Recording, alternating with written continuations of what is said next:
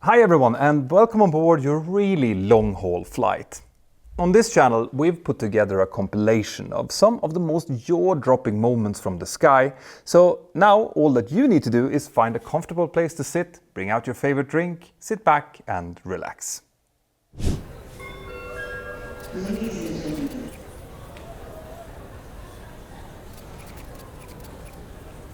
All multi-engine pilots are trained to deal with a possible engine failure during the takeoff roll.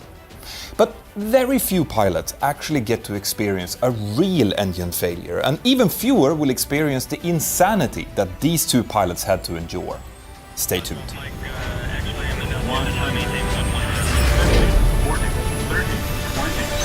Around lunchtime on November 7th, 2007, a crew operating for Nationwide Airlines met up in the crew room at Cape Town International Airport in South Africa. They had just enjoyed a nice night stop in Cape Town and were now rostered to operate together on a flight to Johannesburg with departure time 13:15 local time. The crew consisted of 4 cabin crew and 2 pilots, and the cabin crew were headed up by cabin controller Marilyn Rink, one of the most experienced cabin crew members in the airline. This was a routine flight for her, and she started up the day by briefing her 3 colleagues like she always did. The 2 pilots who were going to fly together had very mixed experience levels.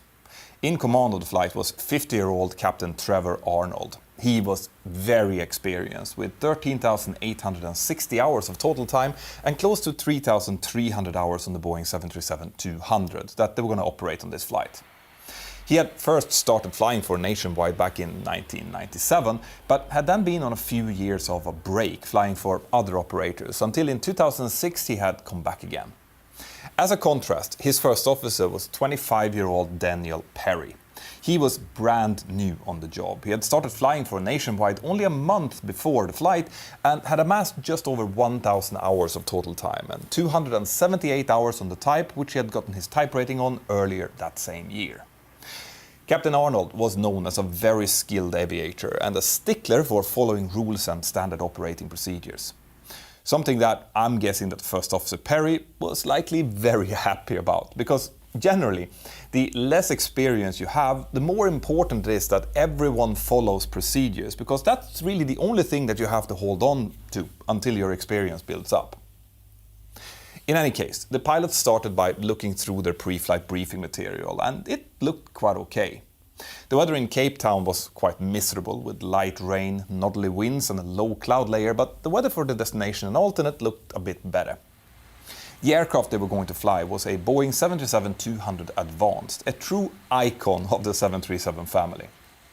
It was part of the very first variants of the 737 family, called the Originals, but most of us, we just refer to them as the Jurassics. When I joined my current airline, we were actually still operating the 200s, and unfortunately I never had the chance to pilot one myself, but every one of my colleagues who did said that it handled just like a sport car.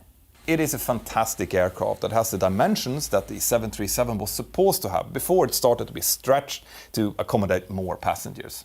This particular model, the 737-200 Advanced, first came out in 1971, and it was equipped with slightly more powerful Pratt & Whitney JT8 Delta/15 engines, improved aerodynamics, outer brakes and a higher fuel capacity compared to the original 200, giving it a better range and overall efficiency.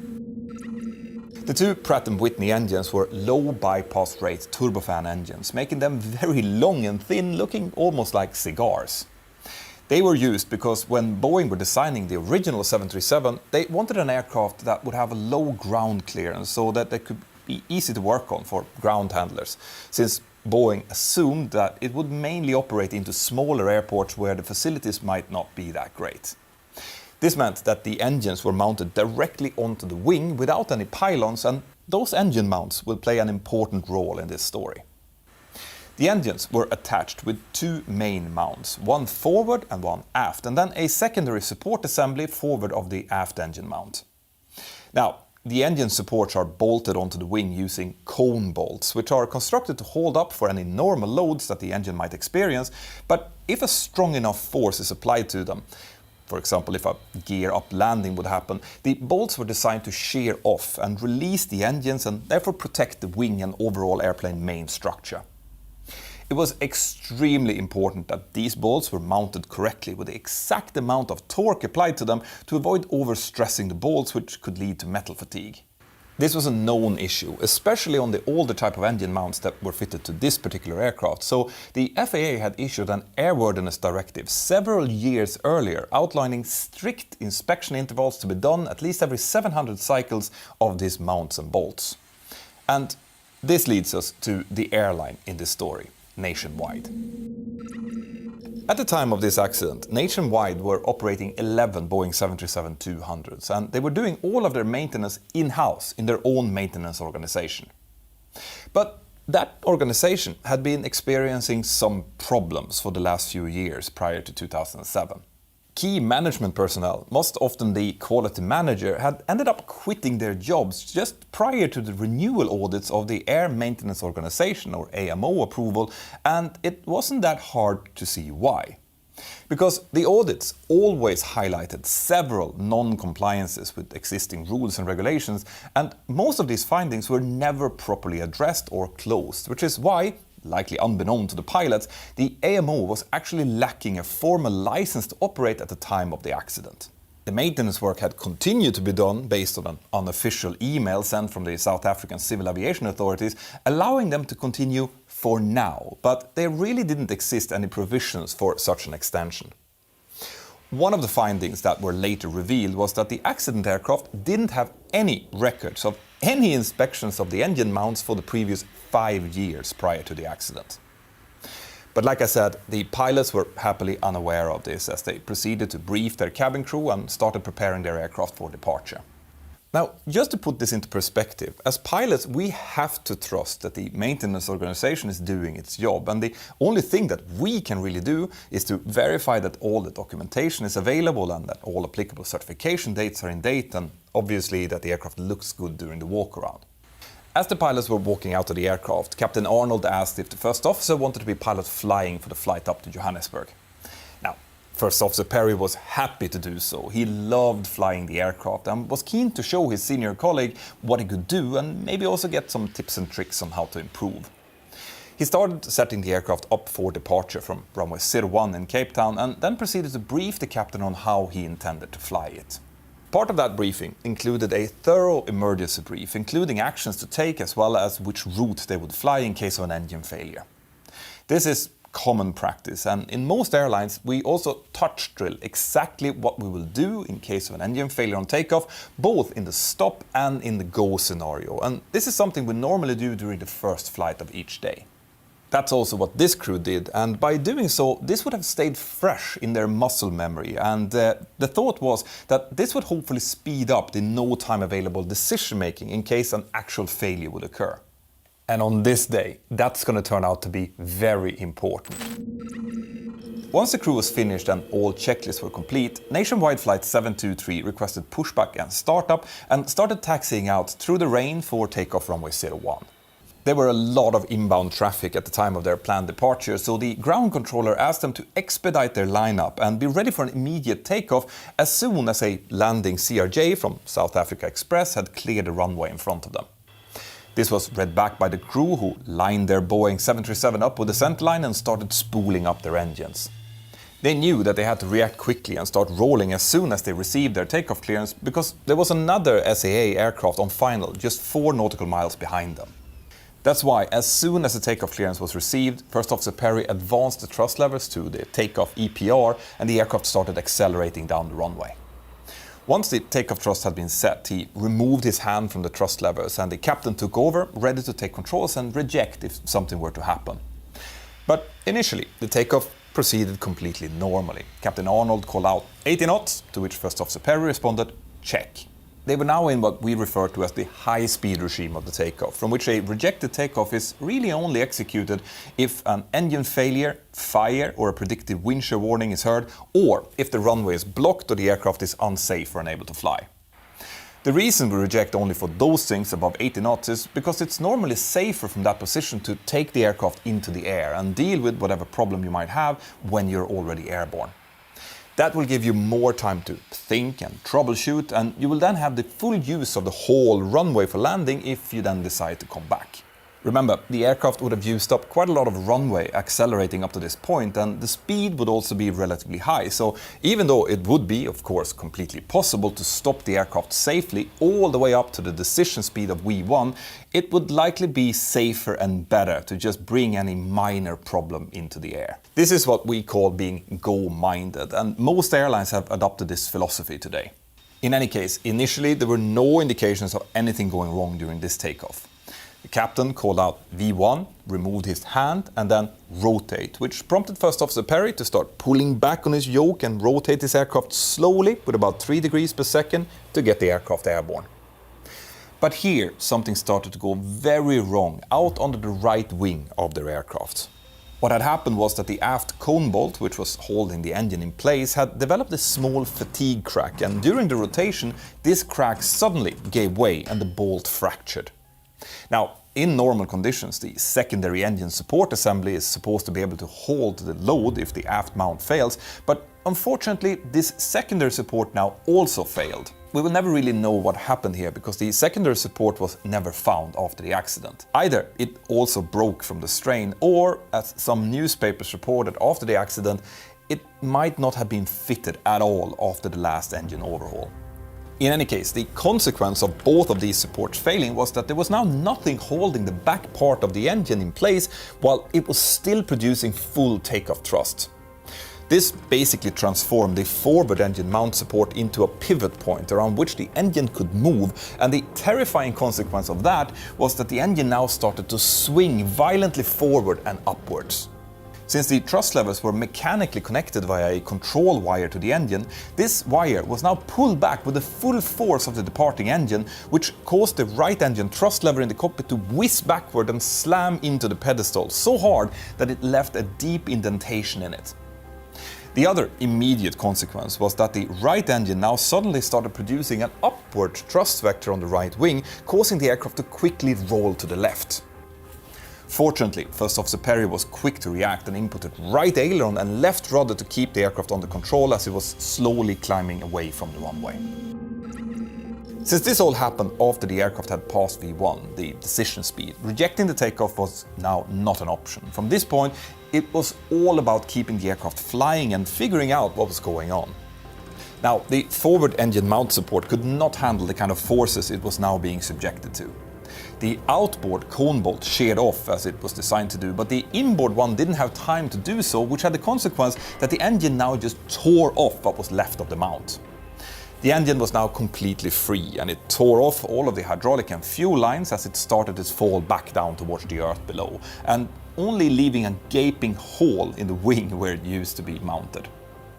One terrified passenger who was seated next to the right wing had been able to see this whole thing unfold, which in reality only took a few seconds. Now, I can only imagine what this poor passenger must have been thinking as he saw the whole right engine simply fall off the aircraft. Apparently though, this passenger then turned around and told another passenger who was sitting next to him what he had seen, and this passenger then just calmly said, "Don't worry, these aircraft can fly safely on one engine," qualifying this passenger for the prize of Fellow Passenger of the Year, in my opinion. In the cockpit, there was now complete pandemonium. The pilots had heard a huge bang as the engine separated, and then a few seconds later a kind of strange tearing sound and a sudden jolt of bank, this time to the right. After that, the aircraft finally started to handle more like the way that the pilots had been trained it would after a normal engine failure. The first officer continued to fly the aircraft and managed to get it slowly climb away from the runway. As soon as they had a sustained positive climb rate, the captain brought the landing gear up and then started troubleshooting the issue. The immediate indications they had available to them was the retarded thrust lever, zero or decreasing engine indications on engine number 2, plus a thrust reverser warning on the same engine, as well as low pressure warnings from the associated engine-driven hydraulic pump. All of this, minus maybe the thrust reverser indication, were clear signs of some kind of engine failure on the number 2 engine, but both pilots were careful not to draw any quick conclusions at this point. And that's because this failure had so far not acted like any other failure that they had ever seen or practiced in the simulator. And they were both acutely aware of the misidentification that had happened to the pilots of British Midlands Flight 92, who, after similar strange indications, had shut down the wrong engine back in 1989. These pilots did not want to make that same mistake. So as the aircraft had reached a couple of hundred feet and it was reasonably under control, the captain started going through all of the indications and finally came to the conclusion that they had suffered some kind of severe damage to their number 2 engine. First Officer Perry, who now needed to push substantial amounts of left rudder to keep the aircraft going straight due to the asymmetric thrust that was being produced from the left engine, agreed to this diagnosis. In case of a severe engine damage, the Boeing 737 non-normal checklist contains something known as memory items. These are items that the pilot needs to do from memory as quickly as they can due to the critical nature of those items. In this case, the first officer would have called for the memory items to be completed, and the captain would then have called them out for confirmation before actually doing them to make sure that his first officer agreed with the actions. He would have started with thrust lever, engine number 2, confirm close. First Officer Perry would then have looked down, confirming that he was actually about to move the correct thrust lever, and then called confirmed, and the captain would have closed it, even though in this case the thrust lever was already very closed. Next came engine start lever, engine number 2, confirm, cut off, confirmed, cut off. Engine fire warning switch, engine number 2, confirm, pull, confirmed, pulled. All of these memory items were designed to secure the engine down by shutting off the access to fuel and hydraulic fluids to the damaged engine. The last memory item was to rotate the engine fire warning switch to release the fire extinguishers into the engine in case it was on fire, but that was not the case here. Once the memory items were complete, the rest of the checklist could wait until the aircraft was properly established above the minimum sector altitude. This meant that the 2 pilots could now completely concentrate on just climbing and eventually accelerate to retract the flaps, which they started doing above 1,000 feet. They then continued their climb to 3,000 feet, where they eventually leveled off. Down on the airport, several witnesses had seen something large fall from the aircraft as it departed and could now see how the aircraft was barely climbing, crabbing almost 45 degrees to the left and leaving a trail of white smoke behind its right wing.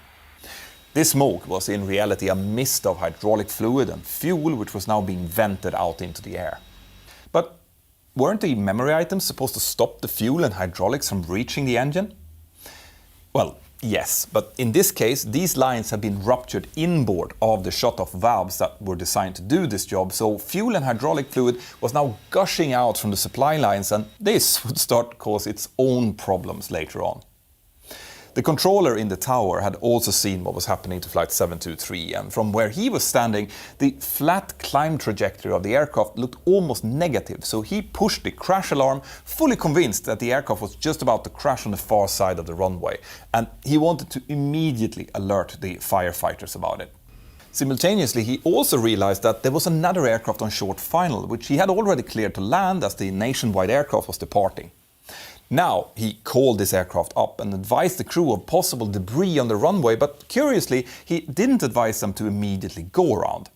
This meant that this aircraft actually decided to continue its approach to a landing, and after they had done so, they reported back to the tower confirming that there were a lot of debris around the center line towards the last third of the runway. In the cockpit of Flight 723, Captain Arnold had heard this transmission, which just further confirmed his assessment of what was going on. He now declared a Mayday, Mayday, Mayday, and advised that they had lost thrust on one of their engines and were also experiencing hydraulic issues.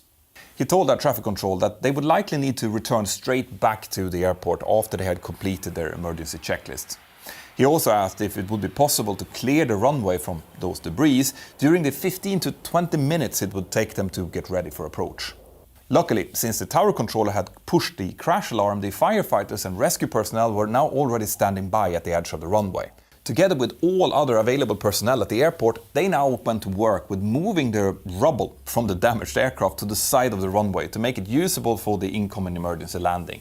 A fantastic show of teamwork.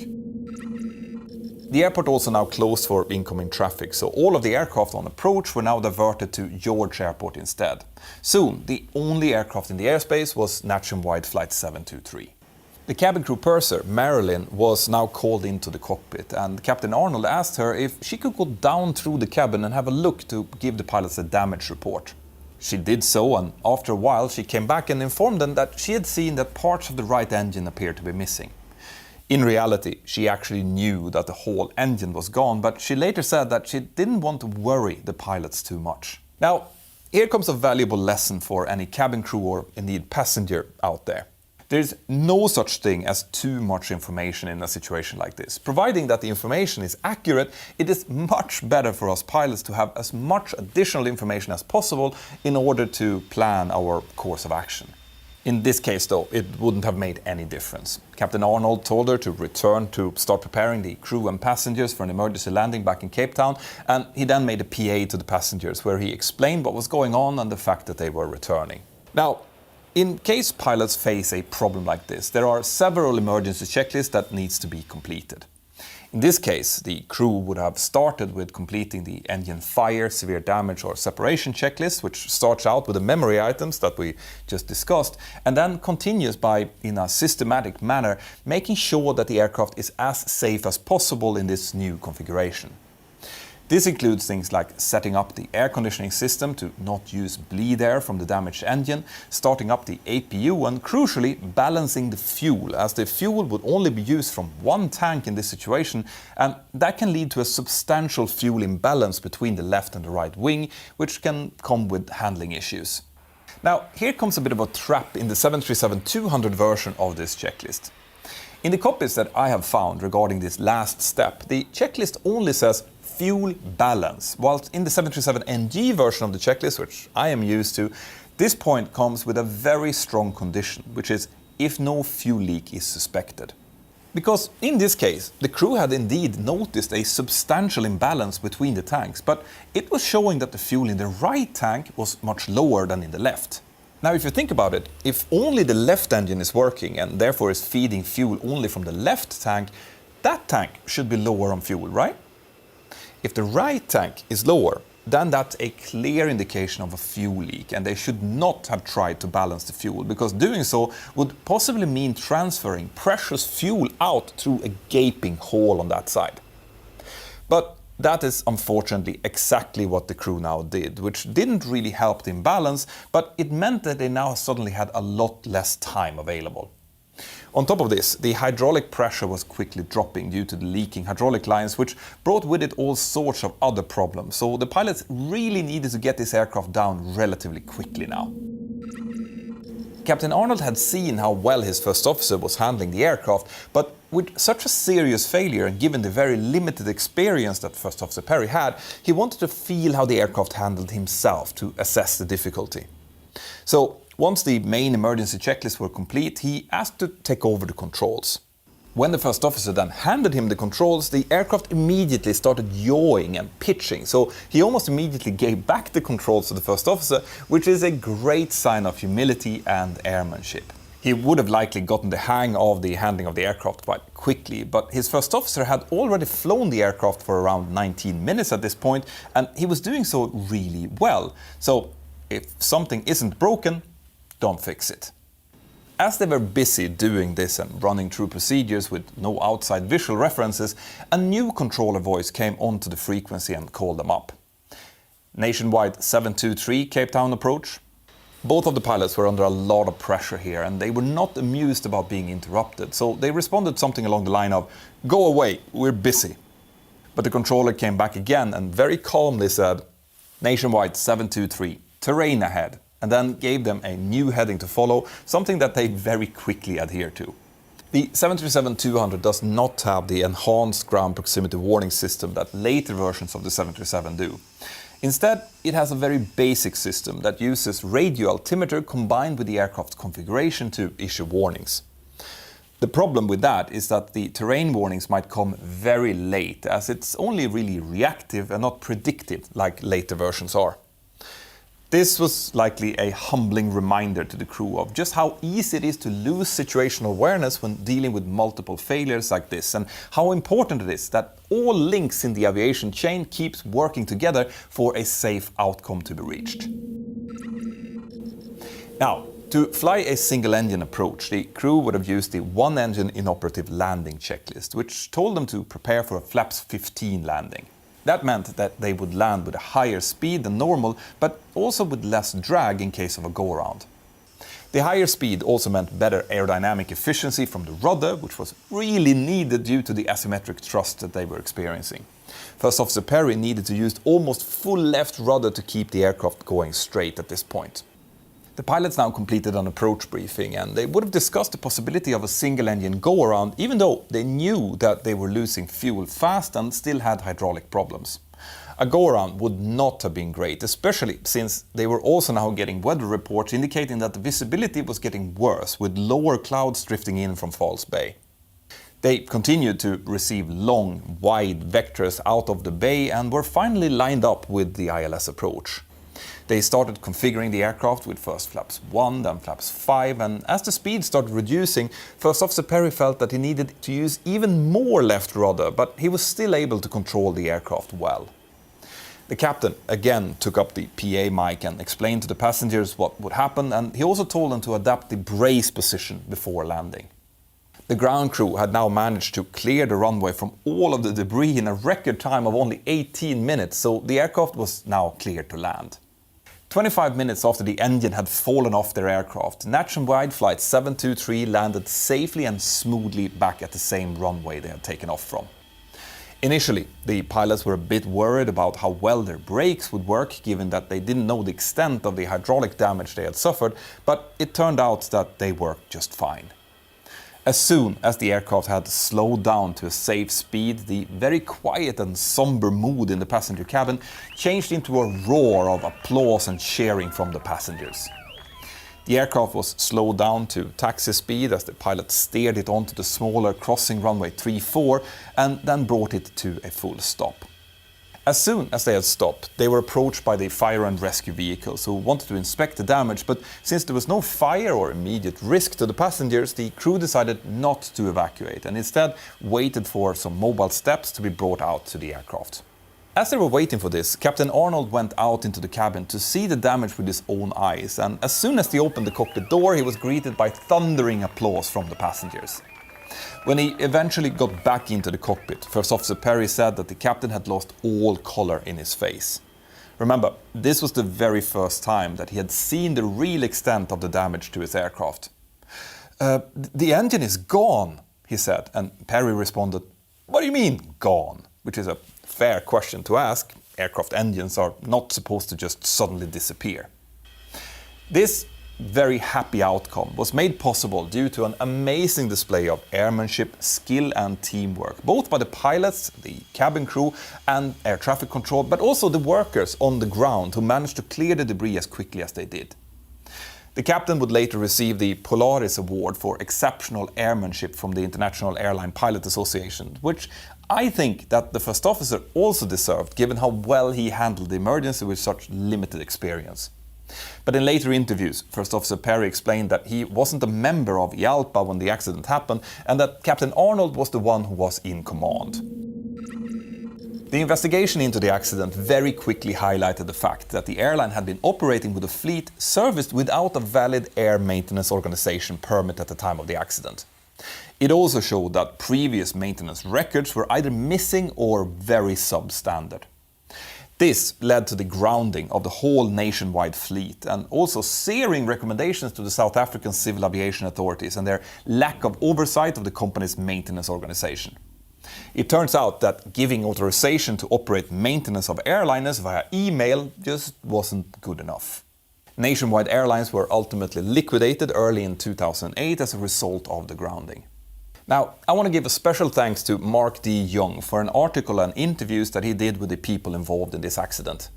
This article, which I will link to below here, gave much more color to the story than the 20 pages long accident report did, and unfortunately, the cockpit voice recorder was overwritten by the time the investigator got access to it, so all of the conversations in this video comes from those interviews. Now, if you are a nervous flyer, I hope you've had a chance to look at my new web app at app.mentorpilot.com.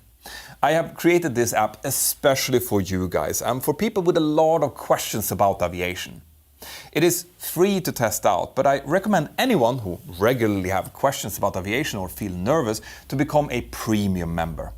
Then you'll get access to loads of cool stuff like all of my accident videos ad-free and in podcast format, 360 videos of wind shears and a full 737 setup and much more.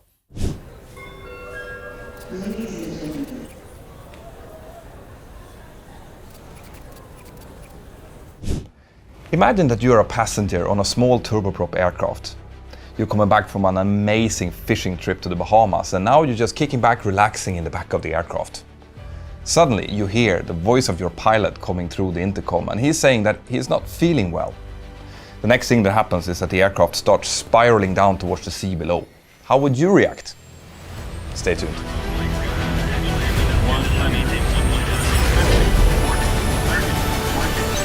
This is an amazing story about survival, resilience, and how a group of people can come together and pool their resources to achieve something that should really be impossible to do.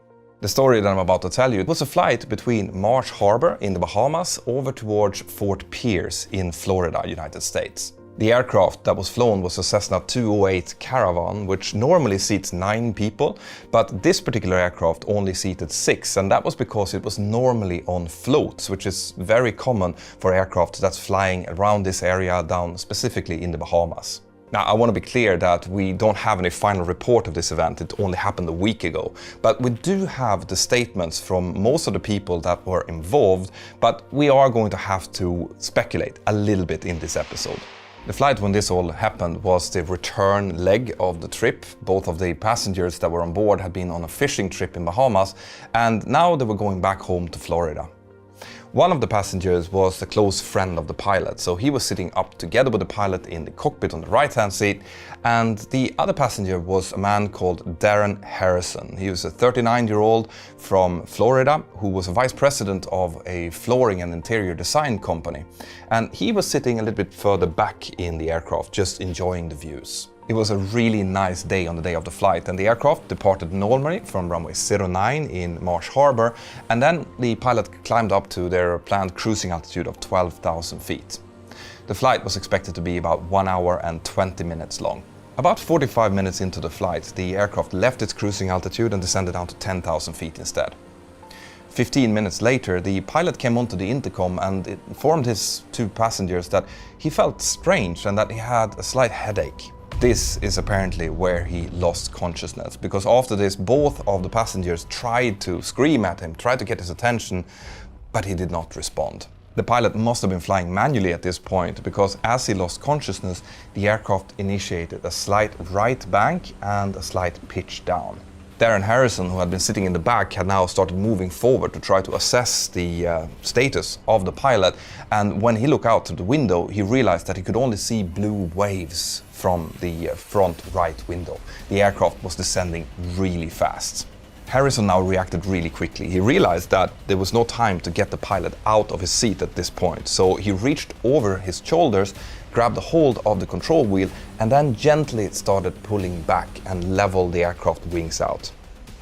He knew that he had to do this really gently because he had been flying on a lot of smaller aircraft before as a passenger, and he'd been talking with the pilot, and he knew that if he pulled too quickly, he was risking to stall the aircraft, or even in the worst case scenario, pull the wings off. He was very right in this assessment, because the aircraft, who had its thrust set for maintaining cruise speed, was now diving at a hair-raising speed. ADS-B data showed that they lost about 4,000 feet in just over half a minute, and this meant that the speed was also increasing a lot. The maximum cruise speed of the Cessna Caravan is about 175 knots indicated, and ADS-B data showed that they reached a speed of 295 knots, which is a lot. So the fact that he pulled the aircraft very gently out of this dive was a very important thing. After he'd managed to stop the dive, Harrison now initiated a slight climb. They didn't climb all the way up to 10,000 feet, where they originated from, but he climbed to just over 9,000 feet.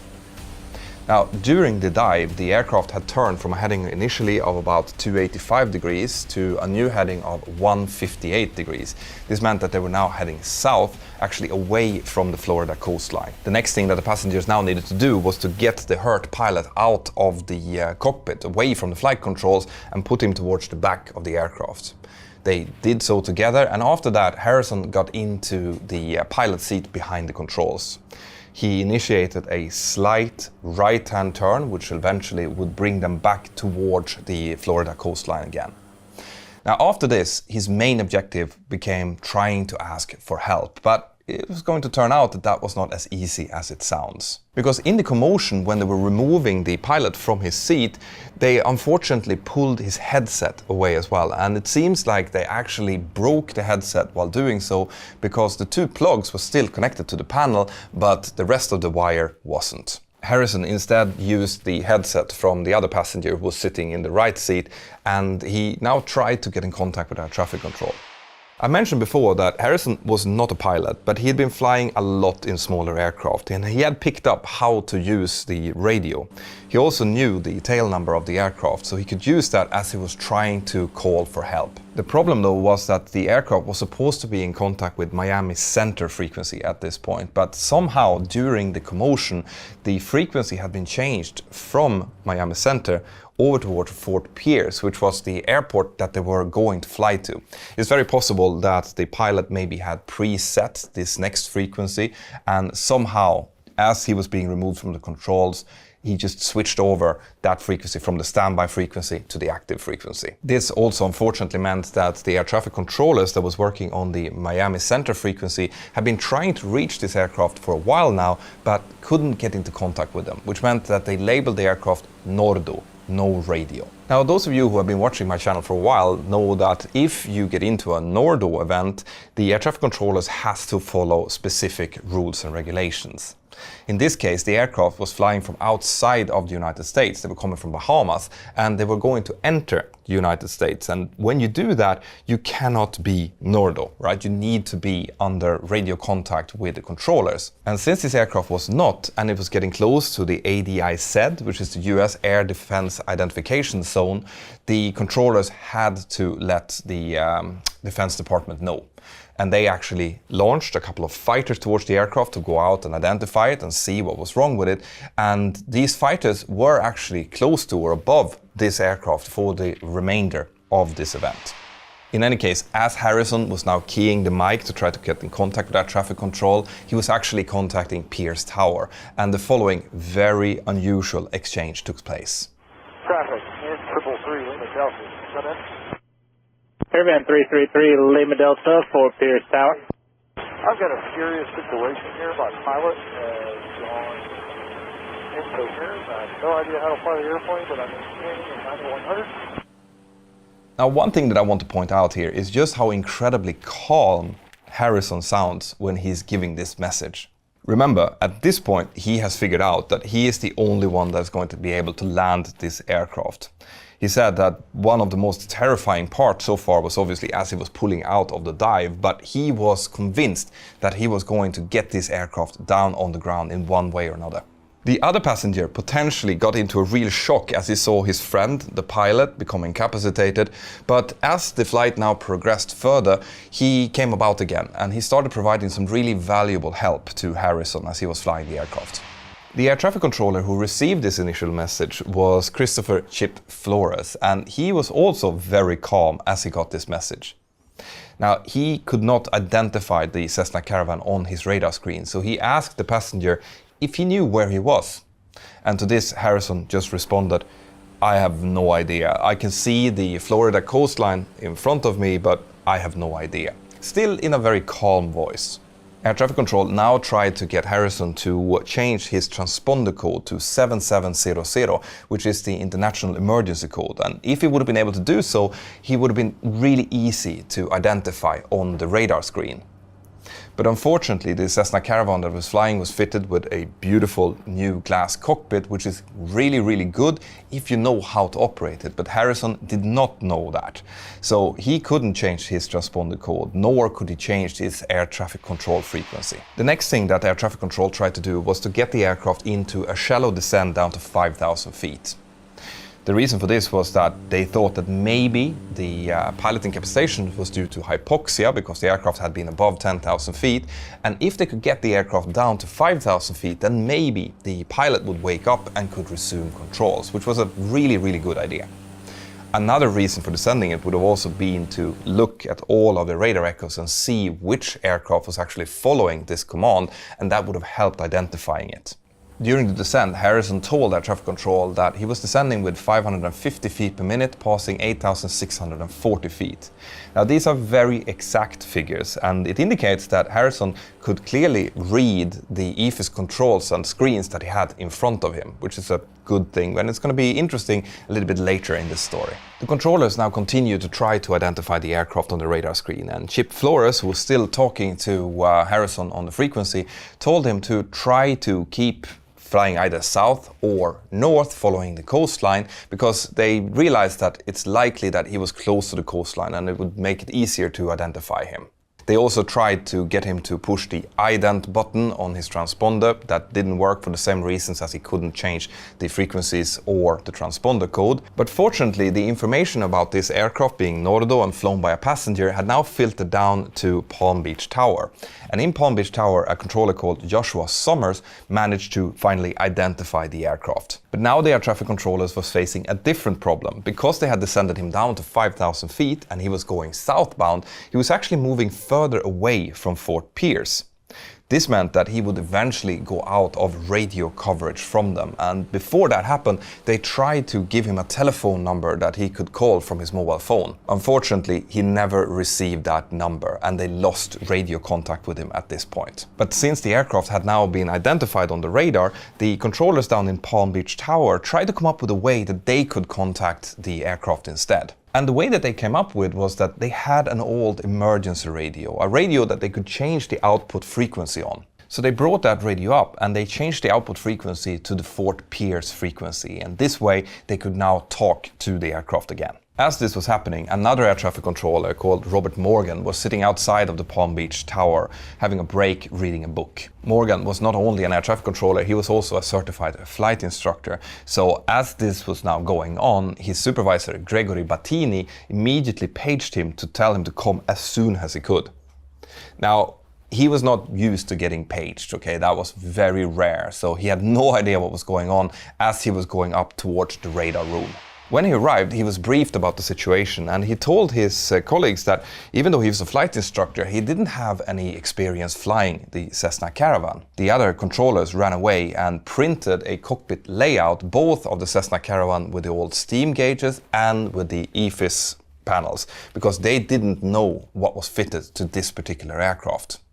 And this just shows an amazing ability to think outside of the box and teamwork. I love the way that they thought about this. Once Morgan had figured out how to use this old emergency radio, which was pretty far from what he was used to when he was up in the tower, he started talking to Harrison, and he pretty quickly realized that because Harrison had no pilot experience and really small experience with talking on the radio, he couldn't use his normal air traffic control lingo. He couldn't tell him that you have to look at your 10 o'clock at 4 miles, for example, because that meant nothing to Harrison.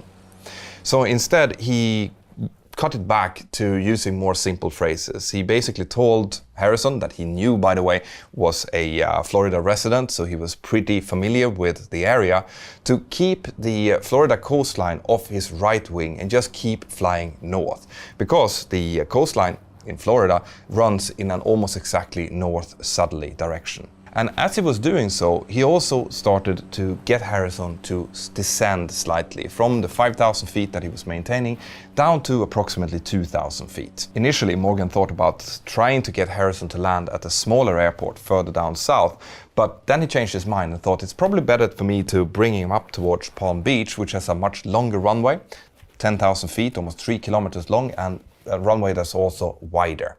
So he kept directing Harrison to fly towards the north.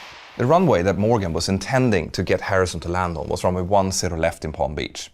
And from the position where Harrison was at this point, which was slightly south of the airport going north, that would have meant a fairly easy 90-degree right-hand turn to establish himself on final. But Morgan knew that just south of Palm Beach there were some fairly high radio antennas, and he did not want Harrison to inadvertently fly into these obstacles.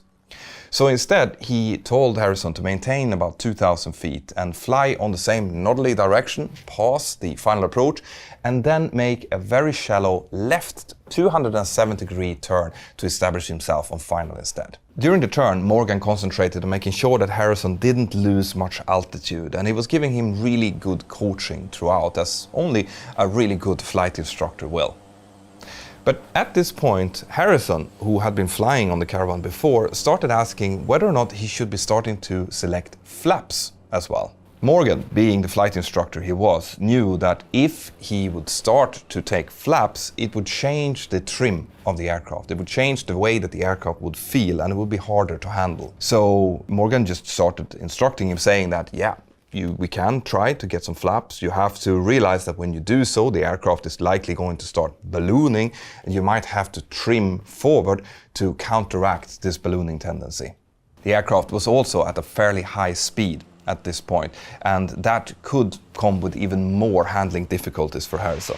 Said and done, Harrison tried to extend a little bit of flaps, but as soon as he did so, the aircraft started to be very hard to control, and he communicated this back to Morgan, who just instructed him to just bring the flaps back in again, because fortunately the Cessna Caravan is a reasonably easy aircraft to fly, and it's one of the few aircraft where you can do a flapless landing without too much difficulties. Up until this point, the aircraft had been maintaining a ground speed of approximately 160 knots, but Morgan knew that this was going to be a too high speed for landing. So he used the cardboard cutouts that his colleagues had given him to instruct Harrison on where to look in order to see where the airspeed was, and he told him that he should identify the thrust lever and start very gently reducing the thrust, while still monitoring the airspeed. And he said that what we're aiming for is an airspeed of approximately 130 knots, but do not let the speed go below 110 knots, which he estimated to be close to the flaps up stall speed. As Harrison was now making his 270-degree turn towards an 8 miles final, something else happened to his instruments. Now, up until this point, Harrison had had no problems giving very exact altitude readouts and vertical speed readouts. But as he was making this final 270-degree turn, he suddenly said that he couldn't see his screens anymore, that they had gone completely black. There's no real explanation to this at this point, but I have my own little theory here, and that is based on some interviews that Harrison was doing later with some local news anchors. In these interviews, you could see him sitting with a pair of Oakley sunglasses. And given the fact that he was facing north as he initiated the turn and then started turning left towards the west, it's very possible that he got the sun in his eyes as he was making this turn. And if that happened, and if he was having those sunglasses with him and he put them on, in case they were polarized, that could have potentially made him lose the sight of the screens. This is one of the reasons why we pilots are not allowed to use polarized sunglasses. Now, I'm not sure that this is actually what happened, but it is a fairly good guess. Now, the Cessna Caravan does have some conventional backup instruments that would have been visible anyway, but those ones are much harder to read than the EFIS displays would have been. In any case, Harrison completed that 270-degree turn. His altitude wobbled a little bit as he did so, but he maintained pretty much 2,000 feet. And then he got the runway in sight and he started descending down towards it. But because he now didn't have any accurate altitude and speed readouts, he was constantly asking Morgan to update him on this. So Morgan actually treated this approach as an SRA approach, a surveillance radar approach, which is when the air traffic controllers actually does do this to normal aircraft as well, giving them altitudes, headings, speed to update them and kind of guide them down an ILS, or similar to an ILS. Morgan continued to give this instruction to Harrison as he was getting closer and closer towards the airport. And he also told him that as you're getting in over the runway is going to start looking wider and wider in the window. And as you do so, you're going to have to pick up the nose slightly, continue to descend, and take off the final part of the thrust to get the aircraft to touch down. The problem here as well is that as Morgan was sitting inside of the radar room, which is basically a dark room below the tower with only radar boxes, at a certain altitude the aircraft will disappear from the radar scope, and below that altitude Morgan will not be able to give Harrison any more precise instructions. As this was happening, a lot of air traffic controllers had gathered up in the tower, helping each other to make sure that all of the traffic on the ground, all other aircraft, was held in position and out of harm's way as this aircraft was coming in for landing. After all of this drama, the landing in itself was actually really, really good. Harrison came in with a speed of about 120 knots, which is a little bit fast for the Caravan. He also came in a little bit flat, which is normal because he's not using any flaps, and he touched down quite firmly. Just after he touched down, he got back into radio contact with Morgan, who was down in the radar room, asking, "How do I stop this thing?" And Morgan, as calm as he'd been throughout this entire ordeal, just told him to use the toe brakes and to gently apply braking so that you wouldn't put too much strain on it, because he had loads and loads of runway. Harrison did this and actually started feeling quite comfortable with how to control the aircraft on the ground. So comfortable, in fact, that he asked Morgan whether or not he should be taxiing clear of the runway after the landing. But Morgan told him, no, just bring the aircraft to a full stop and we're going to help you from there. As this was happening, several other pilots from other aircrafts all over the airport started to congratulate Harrison on his first ever solo landing. Unfortunately, this happened on the other normal frequency and not on the frequency that Harrison was on, so he wouldn't have heard that. The aircraft finally came to a full stop about halfway down the 3-kilometer long runway, and the next problem now became how to shut down the engine. Morgan, who had never flown the Cessna Caravan before, had no idea how to do this, but another air traffic controller who was present, who was an old C-130 Hercules pilot, told him, just tell him to pull all of the levers back. Morgan told Harrison to do this, and when Harrison did that, that finally shut off the engine and the aircraft, and this whole ordeal was finally over. As soon as the propeller had stopped, local fire and rescue personnel ran up to the aircraft to try to remove the pilot and get him to the hospital as quickly as possible. It was later found out that the pilot had suffered a major heart problem, and the latest news that we have is that he survived the incident, and as far as we know, he's actually even left the hospital, which is just fantastic news. There is still a lot we don't know about this, and the FAA has started a formal investigation, and there's going to be a final report coming out of this soon. But I wanted to make this special video because it just so clearly highlights some of the main principles that I'm trying to teach through this channel. How important it is that in any circumstance, always aviate, navigate, communicate. The way that Harrison, the pilot and passenger, acted in this situation shows incredible resilience. He said in later interviews that as he was pulling out the aircraft from the dive, his heart rate was probably in the 90s. But as soon as he came to a full stop and his brain started to actually realize what had happened, his heart rate went up to 160. And it just shows how important it is to stay calm while something like this is happening, to listen to the instructions you get, and as we were saying, communicate. If the communication part would not have worked here, the outcome of this incident would not have been this good. I actually did a video about a similar situation in a Boeing 737, how a passenger could potentially land an aircraft. You can check that out up here. And the main point that I wanted to bring up in that was A, stay calm, B, get into radio contact with someone who can help you. And why that is important is really, really obvious here, because the way that Morgan handled his part of the situation and all of his air traffic control colleagues as well, as they rallied together to come up with novel solutions like that emergency radio that they could change the frequency to, and those cardboard cutouts of the Caravan cockpit, also shows fantastic resilience and how important it is to have and deal with talented and calm, resourceful people. This is an amazing story, and I have loved researching it, and I just want to congratulate all of the air traffic controllers, the pilot, Harrison, and all of the other people that were involved to a fantastic outcome. I have actually started teaching classes in things like leadership, resilience, and decision making. And if you are interested in joining one of those classes, well, then go to mentorpilot.com and put in your email address, and I'll let you know when my next class happens.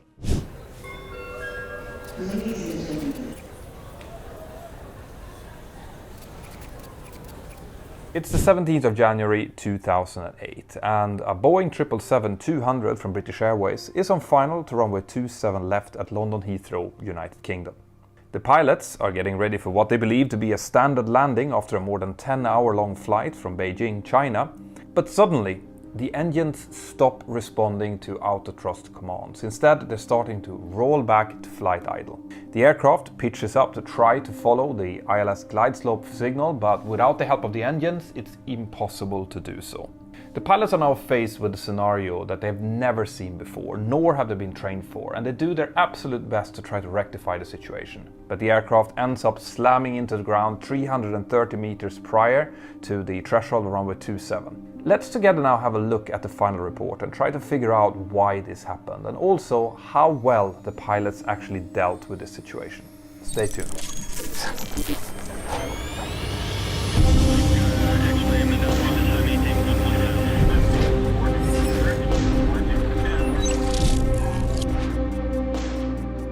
British Airways Flight 38 was a scheduled flight from Beijing in China over to London Heathrow in the UK. It is flown by a Boeing 777-236 with two Rolls-Royce engines. They are RB211 Trent 895/17 engines. The aircraft was built back in 2001, which makes it about 7 years old at the time of the incident, and it had no recorded snags for this flight. The flight crew consisted of 3 pilots. It was Captain Peter Burkill, which was 43 years old at the time of the incident. He had about 12,700 hours and 8,430 on type. Together with him was Senior First Officer John Coward, who was about 41 years old and had 9,000 hours in total and 7,000 hours on type. And there was also a third pilot called Conor McGuinness. He's 35 years old, has 5,000 hours in total and 1,120 hours on type. And he was there as a cruise pilot, someone who comes in and relieves the other pilots so that they can go and rest during the flight. So it's very normal that we are 3 pilots, or even more if you do very long haul legs. In the cabin, there's 13 cabin crew taking care of the 136 passengers, which is very little for a Boeing 777, which makes this aircraft very light, and that's actually going to have some impact later on. The previous flight was operated from London Heathrow over to Beijing, and when the aircraft landed, the fuel in the tanks was recorded at about minus 20 degrees Celsius. And after the refueling for the return leg to Heathrow, the fuel temperature was still minus 2 degrees. Now, in the pre-flight stage, the pilots had been reviewing their flight plans, and they realized that they were going to fly through some very, very cold air masses on their way over specifically Russia and Scandinavia. So typically the air temperatures at those latitudes tends to be maybe minus 50 to minus 60 degrees centigrade. But on this date, the temperatures was recorded to be as low as minus 70, which was unusually low, but not extremely low. But because of that, the flight planning department of British Airways had actually planned Flight 38 to do a step descent en route in order to get into warmer temperatures. Now you might ask yourself, why is this even an issue? What does it matter that it is cold outside where the aircraft is flying? And that's a fair question, because the aircraft in itself, as in the components of the aircraft, the engines, the body and so on, can take very, very cold temperatures. But the limitation comes to the fuel, okay? Because Jet A1 fuel has a freezing temperature of about minus 44 degrees Celsius. And Jet A fuel, which can also be used, has an even higher freezing temperature of minus 37 degrees. If the fuel is allowed to get down to those temperatures, it will turn into a wax-like substance. That wax-like substance has a much lower kind of fluidity than the fuel, and it can start clogging up things like fuel filters and pumps. And because of that, the Boeing 777 actually has a fuel temperature warning system. So if the fuel temperature comes within 3 degrees of the freezing temperature of the fuel, well, then the crew will get a low fuel temperature warning and they need to do something about it. Most of the time, you just need to descend in order to get out of this. Now, those of you who have been paying attention so far would have noticed that I said that it was going to be about minus 70 degrees centigrade en route. But the fuel freezing temperature is only minus 44, so how does that work? Well, here is where you need to start understanding a little bit about the physics of flight and the temperatures that we're dealing with.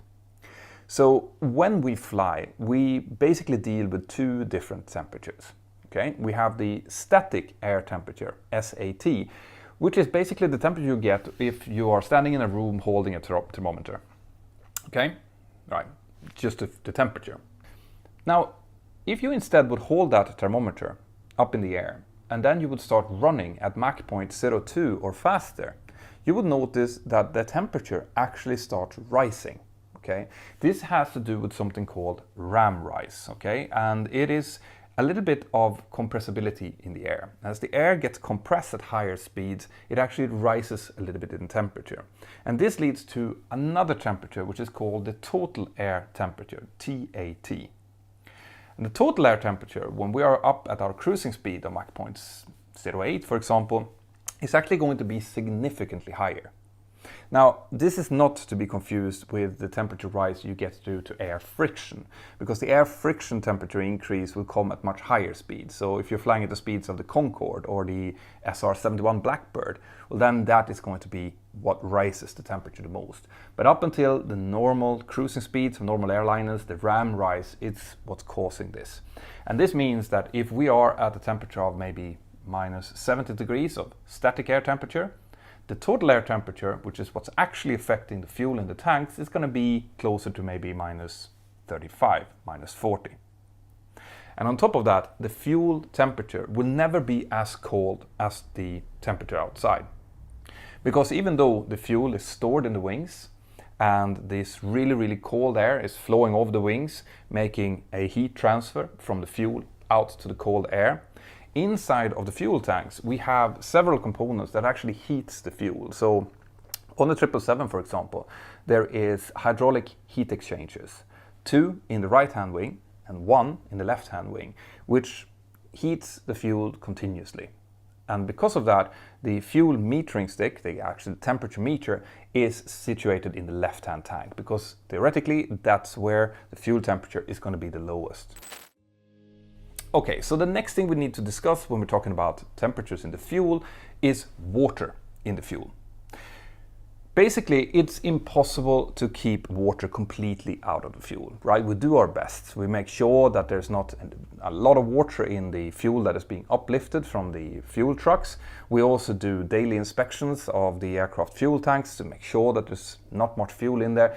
But, you know, air will come into the tanks through these ventilation ducts. It will contain moisture. As the temperature goes down, it's going to start forming water droplets, which will eventually end up inside of the fuel.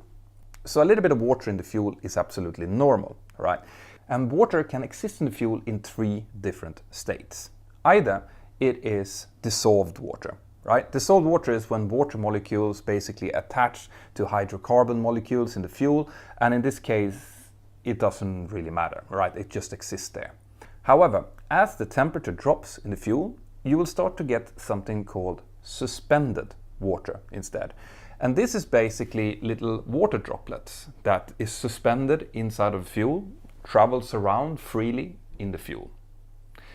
Eventually, they are going to start meeting up to each other, crashing into bigger water droplets, and since the water is of a higher density than the fuel, they are going to fall down to the bottom of the tanks and form little puddles.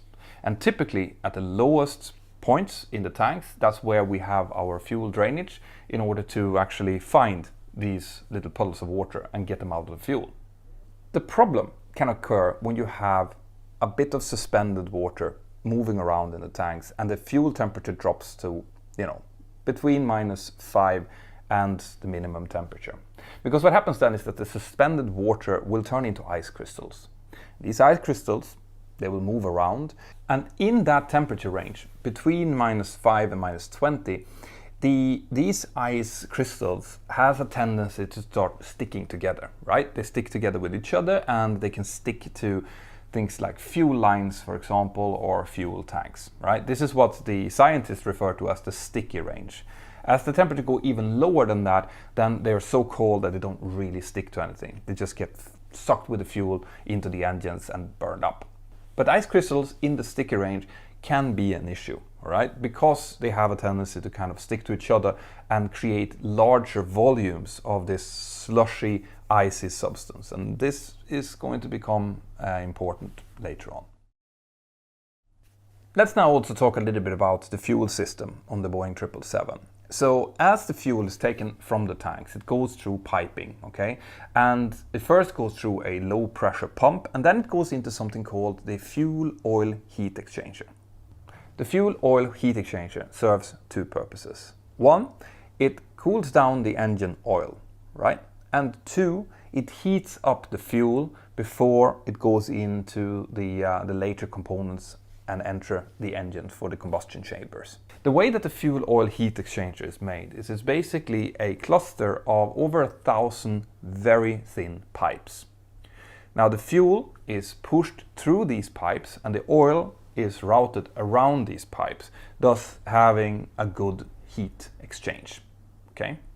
The fuel oil heat exchanger is going to become important for this incident, but that's enough technical information for now. The crew made a completely normal pre-flight. They started pushing back, taxiing out, and then took off on their flight towards Heathrow. They had briefed thoroughly about the temperature being an issue. They were well aware of it, and they basically said that throughout the flight they were going to be monitoring the fuel temperature, and if the fuel temperature started to get too low, well then they would descend. They started their climb out to their initial cruise altitude of 35,000 feet, and the initial climb was flown in an autopilot mode called VNAV.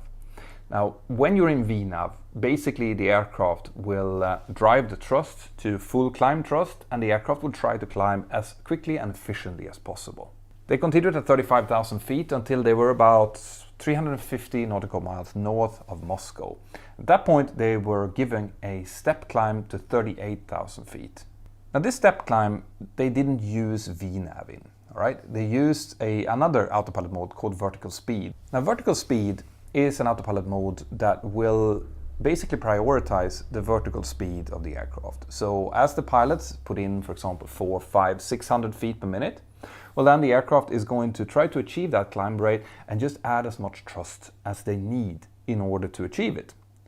And the reason why this is a preferred climb mode during cruise is because it doesn't disturb the passengers. They are hardly going to notice as the engines kind of slowly increase in thrust, and then it's a nice, calm, soft climb up to the new cruising altitude. And they did two of these cruise climbs. So one, as I said, slightly north of Moscow, and then another one up to flight level 400 as they passed over Sweden. The temperature in the tanks never went colder than minus 34 degrees, and that's well above the freezing levels of the fuel. So the crew was happy. Aircraft proceeded normally en route, and they started their descent in towards London Heathrow. As the aircraft now descends towards Heathrow, the temperature outside is starting to warm up, right? So the temperature of the fuel goes up from minus 35 degrees down to minus 22 degrees during the descent. The aircraft flies into a holding pattern over Lambourne at flight level 110, so at 11,000 feet, which is completely normal for Heathrow. There's always a lot of traffic coming in there, so you can always expect a few turns in the hold before you start your approach. During the cruise and descent here, the captain is pilot flying, but they have planned for the senior first officer to be doing the landing. And they're going to do something called a monitored approach, which is where one of the pilots flies the approach, which is flown on instruments, and the other pilot, who is the one that's going to actually land, is starting to look out for visual cues at an earlier stage. And as soon as that pilot is happy to take over, he will basically take controls and complete the landing. The reason you want to do this is because it doesn't force one pilot to go from instrument flight to visual flight, right? And it takes away all of the risks associated with this. So this was standard operating procedure for British Airways at the time. The 777 is now vectored for an ILS approach in for runway 27 left in Heathrow.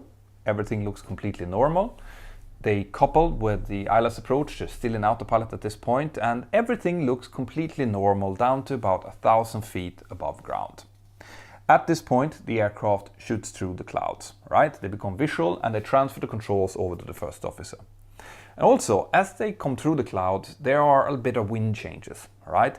And when the wind changes, you will also have speed changes. And the autopilot and the auto throttle is engaged, which means that the auto thrust is starting to try to counteract these speed changes. And it does so by increasing the thrust and decreasing it cyclically about 4 times. Okay. Now, on the 4th increase of thrust, the aircraft is about 720 feet above ground. The first officer is looking out, getting ready to disconnect, but now something strange happens. First, the right-hand engine starts suddenly spooling down. Right? The thrust levels remain in the same position, but the thrust just comes back gently back to just above idle thrust. It doesn't fail, but it's at idle thrust. 7 seconds later, the same thing happens to the left-hand engine. The first officer starts to notice this because they're starting to see a split in the thrust level position. But he doesn't really understand what it is he's seeing. He's kind of muttering a little bit about it as the aircraft passes 500 feet. Now, the aircraft is completely set up for landing at this point with flaps 30 and basically all of the checklists completed. So the captain calls out stabilized and the first officer responds with just. And the reason he responds to that is because he sees that the speed is now starting to deteriorate. Right? There's still no warnings about any engine failures. The engines are still running, they're producing thrust, but just at a very, very low amount. Now, they had planned to disconnect the autopilot at this point, but it's likely that the first officer is just preoccupied with what it is that he's seeing, so he has not disconnected, which means that the autopilot is now trying to keep the glide slope. The electronic glide slope keeps it at the right path towards the runway, but as the speed is now deteriorating and going lower and lower, the aircraft needs to increase its nose attitude continuously in order to maintain the same amount of lift to maintain the glide slope coming down. At this point, there is recordings of the flight crew starting to discuss why the engines are at idle and trying to troubleshoot, but this is only about 30 seconds prior to impact, so we have very little time at this point. At 115 knots, the first low-speed master caution warning comes up. And the captain responds in a slightly unusual way here. So as he recognizes this low-speed event, he moves over and moves the flap lever from the landing flap position of flap 30 to flaps 25. He also reaches up and switches on the engine start switches, and he starts the APU. Now the attitude of the aircraft is really high, and the stall speed for flaps 30 is about 104 knots with this way. For flaps 25 it's 106 knots, and just about here they get the first stick shaker warning. Right. As the stick shaker comes on, the first officer reacts immediately by lowering the nose attitude, and as it does so, that disconnects the autopilot. The captain realizes what's about to happen now, and he calls in a mayday call on the radio.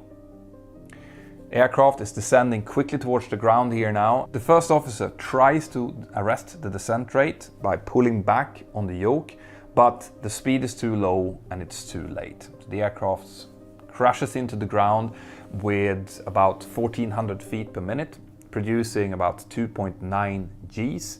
And as it does so, the main gear impacts first, it bounces a little bit, and then the right main gear collapses, separates from the aircraft, and as it separates, it goes up and it punches a hole in the right hand side of the aircraft as it flies backward. It punches through about row 30 where there's a passenger seated, and it breaks the leg of the passenger. The left hand main gear also collapses, but it stays attached to the aircraft, and it actually bends open the fuel tank a little bit on the left hand side, rupturing the fuel tank. Nose gear collapses, and the aircraft skids off to the right, and it ends up basically just slightly to the right of the threshold markings of runway 27 left. But the aircraft is intact. The crew is stunned immediately, but after a few seconds they initiate, on the command from the captain, a orderly evacuation. All of the evacuation exits works. Some of them can see a little bit of debris outside, so they redirect passengers to other exits. But all in all, this is a very successful evacuation. Okay, everyone survives. There's one serious injury, and that's the passengers that were seated next to the hole in the cabin from the right main gear.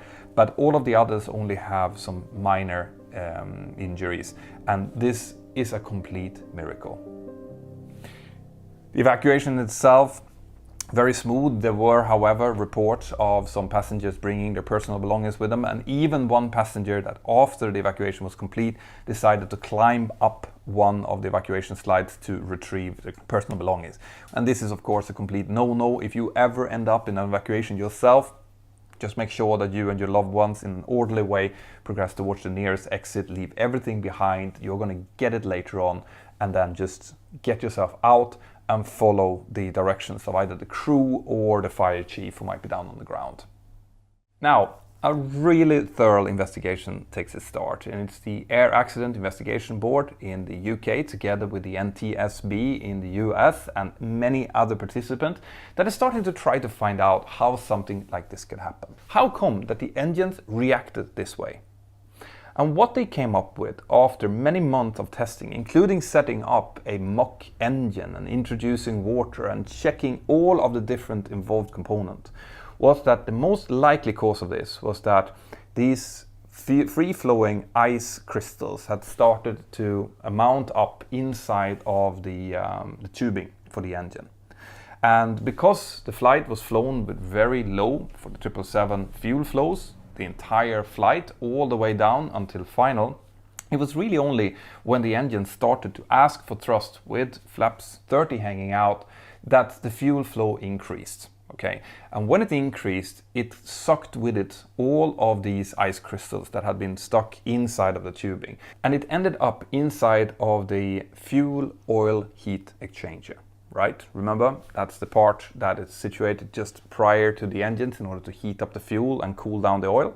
Now, it was expected that this ice had basically formed into a slush that had temporarily stopped the transfer of fuel through the fuel oil heat exchanger, and that is likely what has caused this. And they've actually found another incident where an American registered 777 had a very similar incident happening at flight level 390, also after cool temperatures in the fuel, where they tried to do a step climb, and when they did so, just after the step climb, the right engine rolled back in a very similar way. It took a few minutes and then it came back again as the ice probably melted off inside of the fuel oil heat exchanger.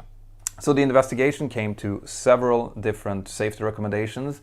One of these safety recommendations actually made sure that Rolls-Royce had to redesign this part of the fuel system, the fuel oil heat exchanger, so that all the 777s that are using the RB211 Trent 800 engines now have a fuel oil heat exchanger that can actually take this amount of slush, even though that it was shown through some extensive data gathering from more than 175,000 flights that these two flights that suffered this were the only ones that had this combination of circumstances. So how did the crew respond to this incident then? Well, the final report goes into some detail when it comes to this, and if we start looking at the flight crew as a team, the final report basically says that they think that they worked in an effective and professional way given the circumstances. They take into consideration the fact that none of them had been trained for a dual engine run back at such a low altitude. They say that the actions taken by the crew were effective and had a positive effect on the outcome of the incident. And if we look at the aircrew separately, the captain's decision to move the flaps from 30 to 25 was a little bit unorthodox. However, it did extend the glide of the aircraft, and the final report basically said that even though it had very little effect, the aircraft would have touched down inside of the airport boundary even if he hadn't done that. It extended the glide with approximately 50 meters, and that could have had a major impact because at about 40 meters before the touchdown point there was an ILS antenna, and if the aircraft would have hit that antenna as part of the landing, it could have caused even further damage to the aircraft. So that was seen as a positive thing, and it would have had even more positive influence on the glide distance if it would have happened at an earlier stage further out. But this brings us to the actions of the first officer. Now, the first officer was the pilot flying during this event, and he was responding in a way that could be expected when faced with a very quickly developing situation like this. The really important thing here is that once he was faced with the stick shaker, even though he was really close to the ground, he did what his training had taught him, which is to push the nose down, to make sure that you offload the wings and keep the aircraft flying. Now, that might sound obvious, but when you are at 400 feet over the ground and you see the runway coming up, I can tell you that the feeling of wanting to keep the nose up in order to kind of stretch the glide to get it down on the runway is going to be almost overwhelming. And the fact that he just focused on what he was trained to do, got the nose down, pitched it down towards the ground, it enabled the aircraft to continue to fly. Had he not done that, if he would have tried to stretch it, it is likely that the aircraft would have stalled and it would have basically touched down in an uncontrolled way, possibly even outside of the airport boundary. So, well done. Great to see how the training kind of kicks in, even during an extreme situation like this.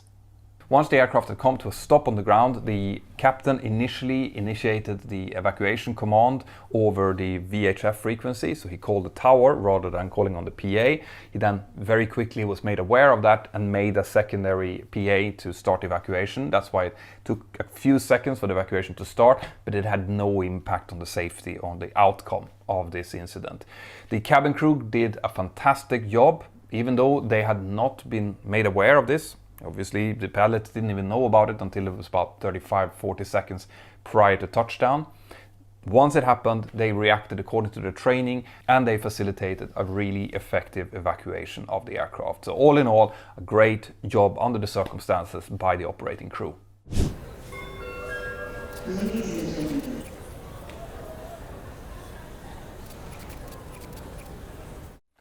An Airbus A320 is taking off from LaGuardia Airport in New York, runway 04, and only a few minutes into the flight, they encounter a large flock of birds. Now, several birds get ingested into the jet engines, making them unusable, and the pilots find themselves with only a few minutes to save themselves and everyone on board. This is the amazing story of the miracle on the Hudson, US Airways Flight 1549. And I'm going to tell it to you from my perspective.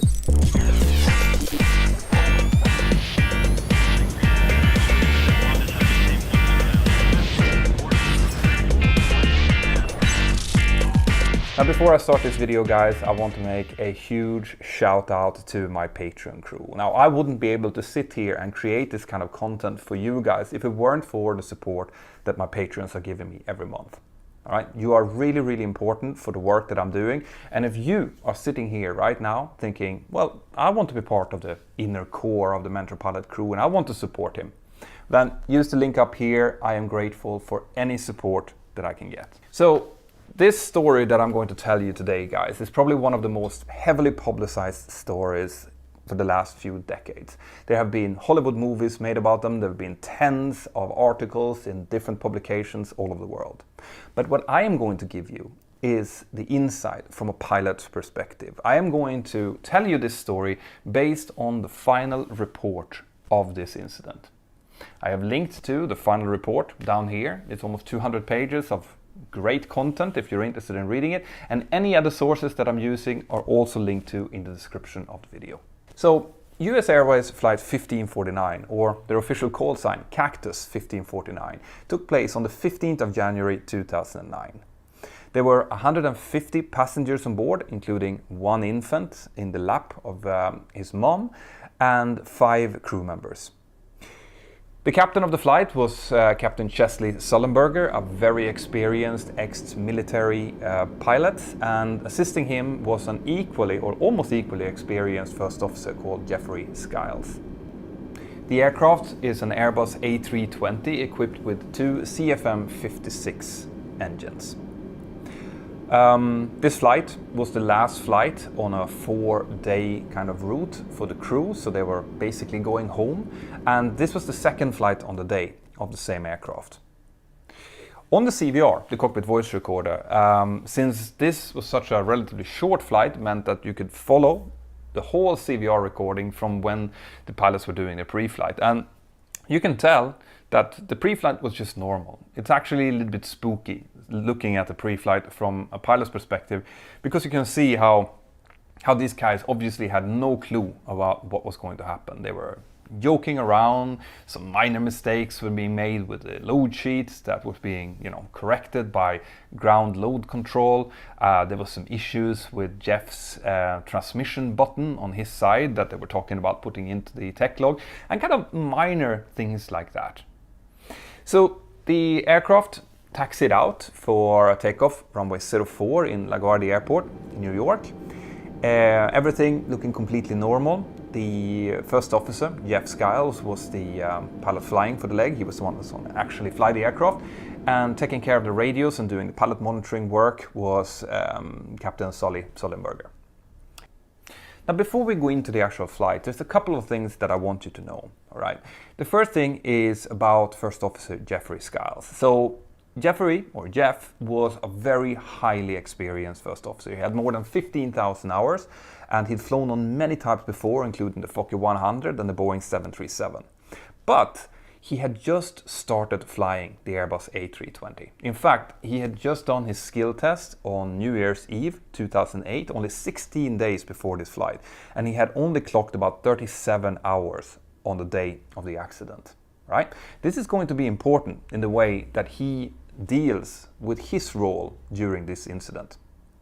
The other thing that I want you to know about is this aircraft. Right? In the fleet of US Airways at the time, you had Airbus 320s that were equipped for extended over water use, and aircraft that were not. Right? The difference between the two was that the aircraft that were equipped to fly over water had life vests for all of the passengers on board, but they also had special emergency exit chutes that could be used as emergency rafts if needed. And those were connected both on the forward to emergency exit and the aft to emergency exit. So just out of pure luck, this aircraft on this day, even though they were not scheduled to fly over water, was one of the aircraft that was equipped for extended over water use.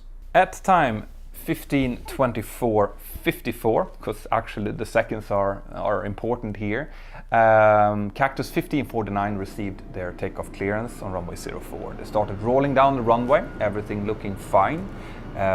Jeff made a normal takeoff, and at about 700 feet, they changed controller from the tower controller in LaGuardia to the departure controller in the New York area.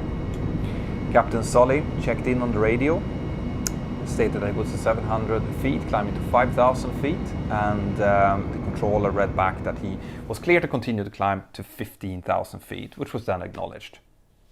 Now, about 2 minutes into the flight, you can hear on the cockpit voice recorder how Captain Sully calls out "birds," followed almost immediately by the sound of some kind of muffled thumps on the CVR and the sound of the engines rolling back.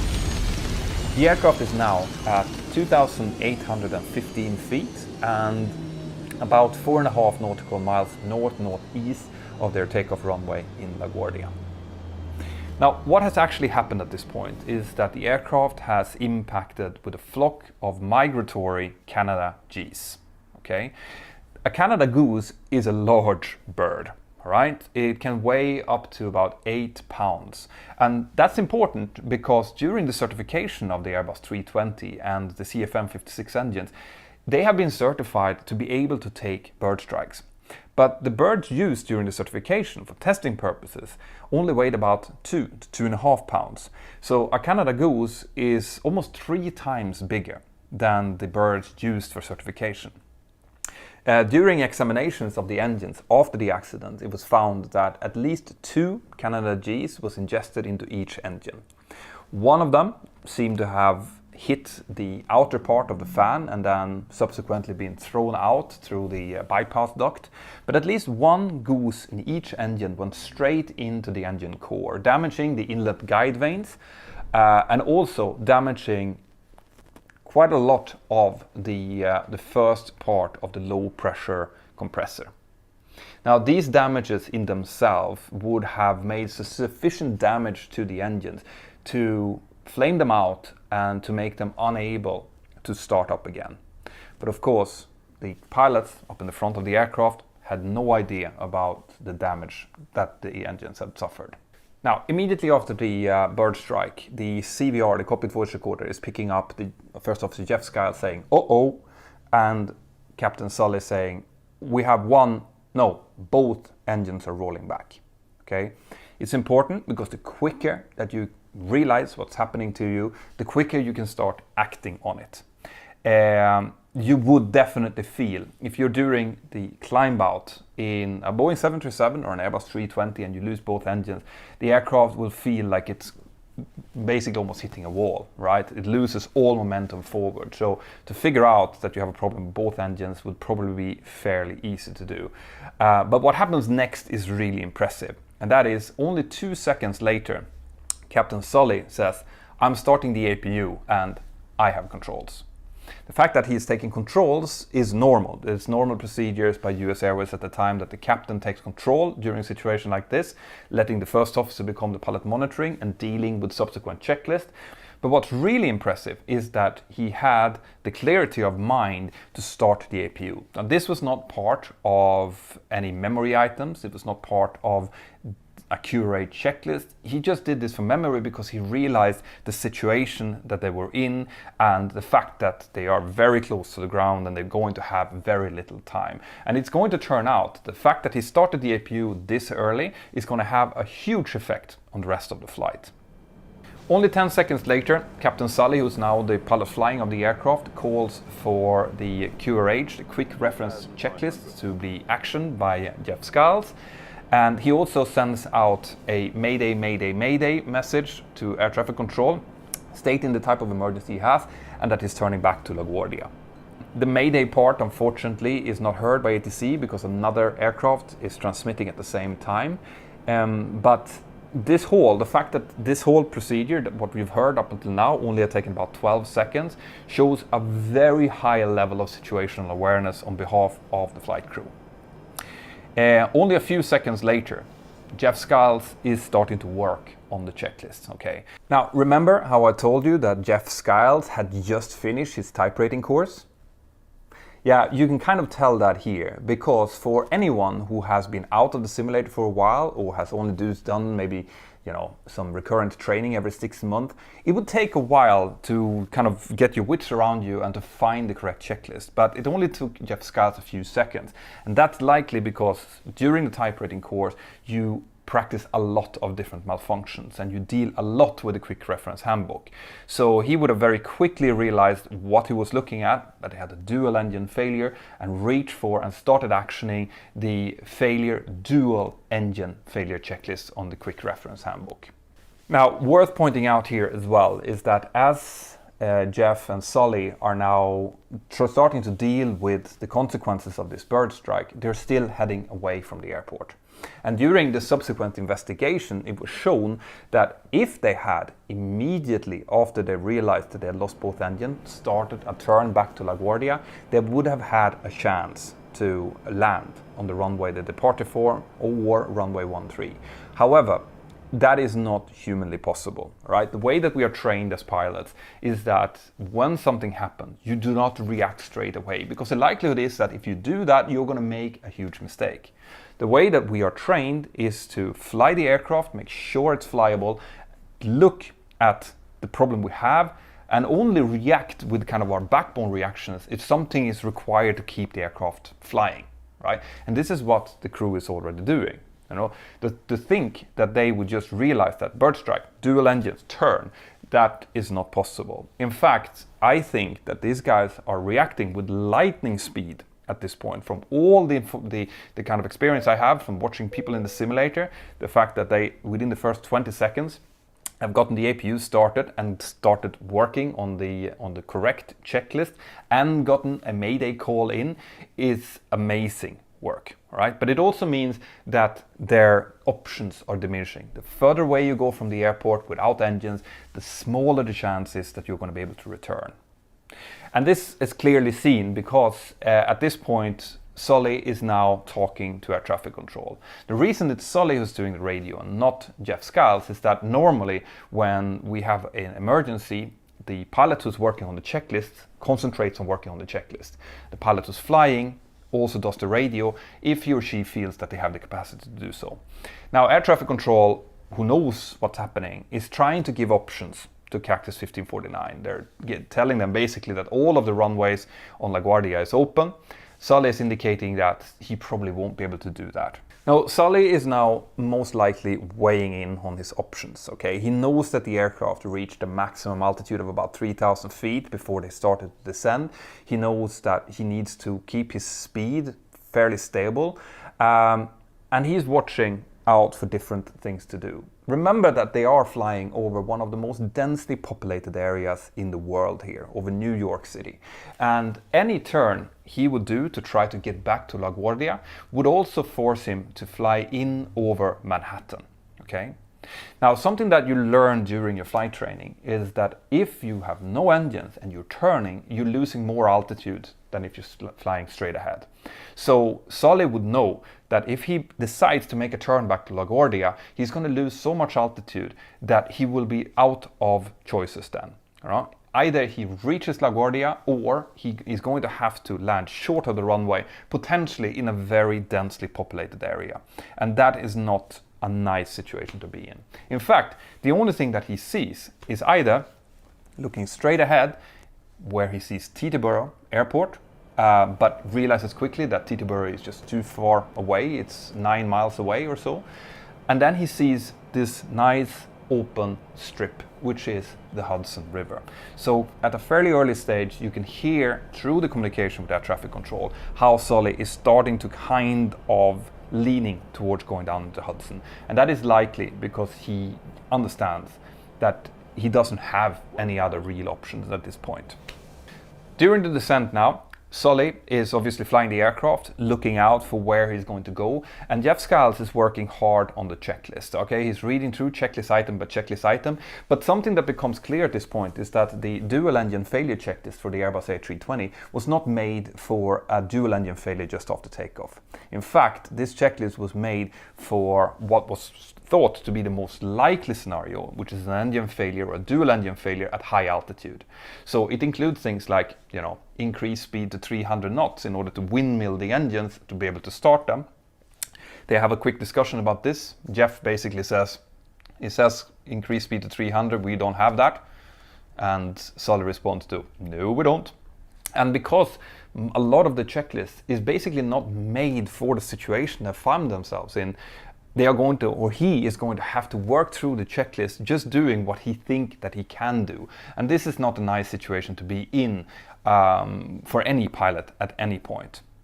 But what we have to look at here, and something that they do great, is that they keep the roles divided. Right? Sully is concentrating on flying the aircraft, looking after a plan where to land, and Jeff is trying to do his absolute best to use the checklist to restart at least one of the engines, because if they can do that, they can get the aircraft flying again and get it back onto a runway rather than into the Hudson. At time 15:29, so this is just about 2 minutes after the engine failure, Sully takes up the PA mic and calls, "This is the captain, brace for impact." Okay, this is crucial because remember, up until this point, there hasn't been any discussion with cabin crew. They would have noticed that something's wrong, that it's gone very, very quiet inside of the cabin, but they don't know how much time they have.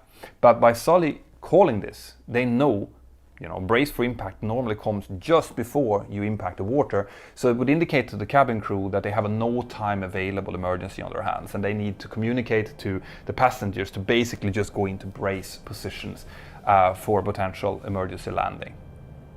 Now, another thing that is worth pointing out here is that during the descent, Captain Sully, who's now probably looking out the windows most of the time, is gradually losing speed. During the subsequent investigation, he stated that he thought that he was following what's called the green dot speed, which is a safe speed to follow, and that he only reduced back to the F speed, the foxtrot speed, which is the approach speed, when they had flaps out. But in fact, the speed had been steadily deteriorating all the time as he is now descending. And as they're descending in, they're also getting a lot of different warnings, right? They're getting beeps from the aircraft telling them about the different failures that are being associated with the dual engine failures, but they're also getting a TCAS warning, because as they're now descending in over central New York, there's loads of helicopters around, they trigger some TCAS warnings, but also, crucially, they're getting ground proximity warning systems, GPWS warnings. Okay.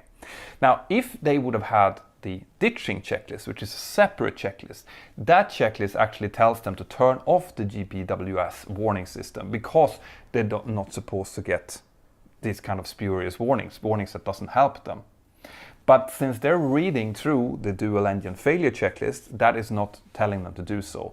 And another thing that is really important to remember here is that when the Airbus 320 is constructed, it is constructed to kind of layer different warnings on top of each other depending on how crucial they are. And the GPWS warning is considered to be one of the most important warnings. It's basically telling the pilot that they're about to fly into a mountain. So any warnings that could be sounding at this point is going to be muted by the GPWS warning.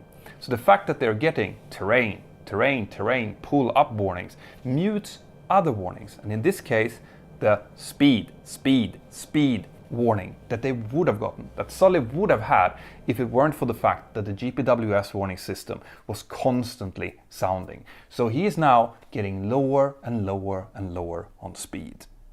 Around 15:29:20, so about 2.5 minutes after the initial engine failure, First Officer Jeff Skiles starts to realize that he's not able to restart the engines. He still continues, he still move around the switches according to the checklist, but he's also indicating to Sully that this doesn't seem to be working. And just about 20 seconds later, Sully asks for flaps, right? Just give me flaps. Jeff gives him flaps.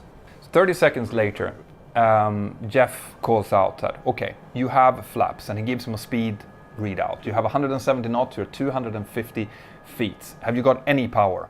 Indicating that, try just to put the thrust levels up, see if any of them would respond, even though it doesn't look like it. Nothing, obviously, is coming out. Jeff then asks, you have flaps 2, do you want more? And Sully responds that, no, we'll stay with flaps 2. This was discussed during the subsequent investigation, whether or not this was the right call to do. Sully said that he had, in his experience, choosing flaps 3 rather than flaps 2 would just give more drag, and flaps 2 would give him a better kind of nose attitude as he was hitting the water. And that was, agreed to by the investigation committee as well. So at this point, they're now coming very close to the water. And Sully is starting to prepare for the flare. But remember how I told you that the speed was low?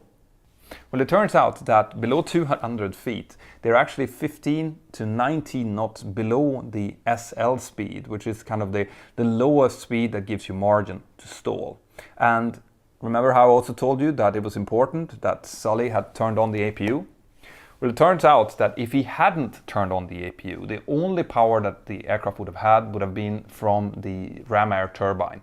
And if that's the case, the Airbus 320 goes into alternate law. And in alternate law and subsequent direct law, the aircraft will not have the alpha floor protection that it has in normal law. The Airbus 320, if you're in normal law, which is when the computers are fully functioning, even if the pilots try to stall the aircraft will not let them, right? But if you are in alternate law or direct law, it will do what the pilots tells them. So here, as Sully is now coming closer to the water, he asks Jeff, do you have any ideas? Jeff turns back and says, no, not really. And this is also a show of great airmanship and great CRM. The fact that before you face anything like this, before you have the ultimate risk of going into the water here, you see, is there anything that we've forgotten to do? Is there anything else that we can do? You're utilizing the crew to its maximum capacity. Now, as Sully is now getting closer to the water, he tries to flare. But because of the alpha floor protection, because the speed is so low, the aircraft does not flare as much as he wanted to. He has the stick all the way back, but it still flies into the water with considerable force. The last thing that we can hear on the CVR is Sully saying, okay, let's brace. The aircraft hits the water with a force that is above the certified landing in water force. And because of that, there is some quite significant damage to the aft part of the aircraft, which is what hits the water first. The left-hand engine gets broken off, but the aircraft continues to just slow down into the water and then settles down. Because there was some quite significant damage to the aft part of the aircraft, the water entered the aircraft there and kind of sinks the aft part of the aircraft down. In the certification of the Airbus 320, it is supposed to be able to stay afloat so that you could use all of the emergency exits. Because remember, it is equipped with these slide/dinghies in both the forward and the aft emergency exit. Because it's now sinking down into the water, the cabin crew is doing an absolutely amazing work of redirecting the passengers from the aft part of the aircraft, who is now sinking down into the water, towards the overwing exits and towards the front exits. The evacuation over the overwings is going slower than normal because people are not jumping down off the wings that they would do normally. Instead, they're kind of crowding out on the wings. So some of the passengers from the aft part of the aircraft finds their way towards the forward emergency exits and exits onto the dinghies there. Fortunately, there is enough room for all 150 passengers and 5 crew in the dinghies and on the wings. And that's where you have these amazing pictures where the passengers are all crowded on the wings and in the forward part. Now, air traffic control has done a great job as well. They've been talking to the Port Authority in New York, who's been sending out boats. So within minutes, the boats are there, picking up the passengers. Because it's freezing, most of the passengers are wet, and if they wouldn't be so close to these ferries, there is a likelihood that there would have been fatalities here. Now, the flight crew, they are unharmed. After they have settled down into the water, Sully and Jeff goes back into the cabin and actually does a sweep of the cabin to make sure that all of the crew and passengers are out before they themselves leave the aircraft through the forward emergency exits. Now, guys, I cannot overemphasize what a fantastic feat this is, all right? And what I'm going to do is I'm going to summarize this with the end of the NTSB report and what they came to when it comes to the conclusion of this accident. They say, the National Transportation Safety Board determines that the probable cause of this accident was the ingestion of large birds into each engine, which resulted in an almost total loss of thrust on both engines and the subsequent ditching in the Hudson River. Contributing to the fuselage damage and resulting unavailability of the aft slide rafts were 1. The Federal Aviation Administration's approval of ditching certification without determining whether pilots could attain the ditching parameters without engine thrust. 2. The lack of industry flight crew training and guidance on ditching techniques. 3. The captain's resulting difficulty maintaining his intended airspeed on final approach due to the task saturation resulting from the emergency situation. Contributing to the survivability of the accident was 1. The decision-making of the flight crew members and their crew resource management during the accident sequence. 2. The fortuitous use of airplane that was equipped for an extended overwater flight, including the availability of forward slide/rafts, even though it was not required to be so equipped. 3. The performance of the cabin crew members while expediting the evacuation of the airplane. And 4. The proximity of emergency responders to the accident site and their immediate and appropriate response to the accident. So, with all of this in mind, the fact that they were flying that aircraft with that flight crew, that cabin crew, on a day that the weather was fine, and that they managed to land on the Hudson River, close to where the boats were, and they were rescued so quickly, I think all of that together really defined why this was called the miracle on the Hudson. Now guys, as a result of this, there were more than 30 different recommendations for what needs to be done. For example, there was a recommendation that went out that pilots needed to be trained for these kind of emergencies, low altitude. The fact that there was a possibility to lose both engines soon after takeoff, and basically be trained to be able to do a ditching without engine power. It had not been part of the training program up until now, and that is not only for the Airbus fleet, it went over to us in the Boeing fleet as well. We're also doing this kind of training now because of this incident. There was also other recommendations about emergency exits, for example, about the checklist being harmonized so that, for example, the loss of thrust of both engine checklist would lead into a potential ditching checklist, which would include turning off the GPWS warnings so that you could get the low speed warnings and many other things like this. And this is a great example on how an incident led to improvements in safety throughout the aviation business.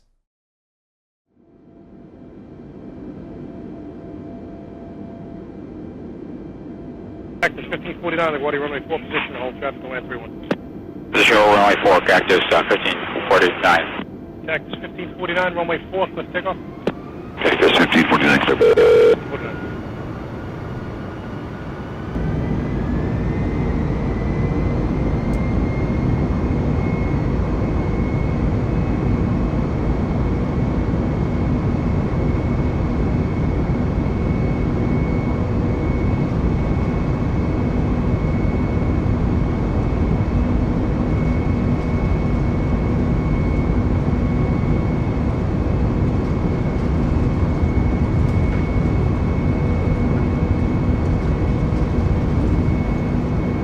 Cactus 1549, contact Air Force Connect. Good day. Cactus 1549, 700, landing 5,000.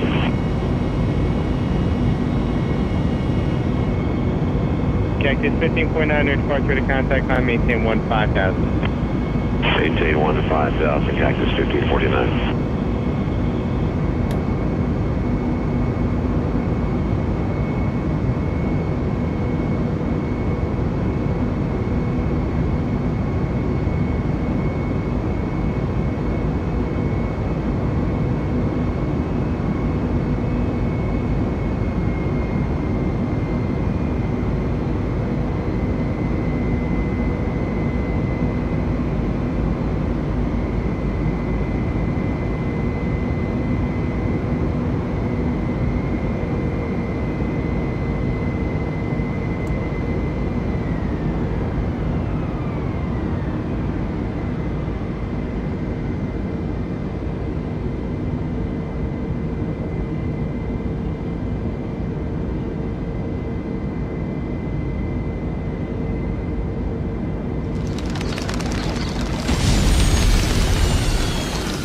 Cactus 1549, turn left lane 270. This is Cactus 1539, hit birds, so you lost thrust on both engines, returning back towards LaGuardia. Okay, you need to return to LaGuardia. Turn left heading up 220. 220. Tower, stop your departures, got emergency returning. It's 1529. He bird strike. He lost all engine. He lost the thrust in the engines. He's returning immediately. Cactus 1529. Which engines? He lost thrust in both engines. He said. Got it. Cactus 1529. If we can get it to you, do you want to try to land runway 13? We're unable. We may end up in the Hudson. Showing 2760. Turn left 070. 070, showing 2760. All right, Cactus 1549. It's gonna be left traffic to runway 31. Unable. Okay, what do you need to land? Cactus 1549, runway 4 is available if you want to make left traffic to runway 4. I'm not sure we can make any runway. What's over to our right? Anything in New Jersey, maybe Teterboro? Okay, yeah, off your right side is Teterboro Airport. Do you want to try to go to Teterboro? Yes. Teterboro, Empire, actually LaGuardia departure guy, emergency inbound. Hey, guys. Cactus 1529 over the George Washington Bridge, wants to go to the airport right now. Wants to go to our airport. Check. Did you need assistance? Yes, it was a bird strike. Can I get him in for runway 1? Runway 1, that's good. Cactus 1529, turn right 280, you can land runway 1 at Teterboro. We can't do it.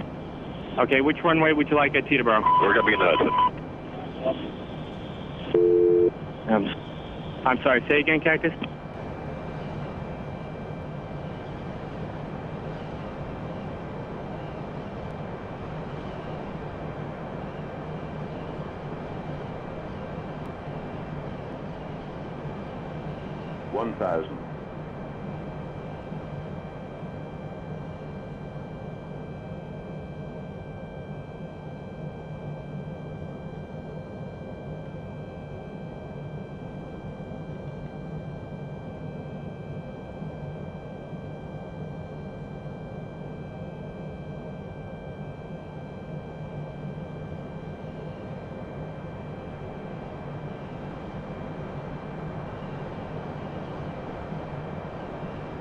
Looking for the traffic, 2 Tango Alpha.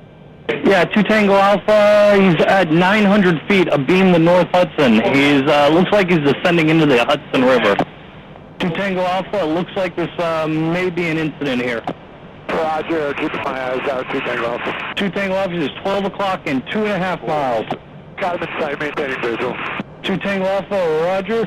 Cactus 1549, radar contact is lost. You also got Newark Airport up at 2 o'clock in about 7 miles. I think he said he was going in the Hudson. Cactus 1529, if you can, you got runway 29 available at Newark up at 2 o'clock in 7 miles. Going down. 2 Tango Alpha, course roof. 2 Tango Alpha, roger. Hit the water. Roger.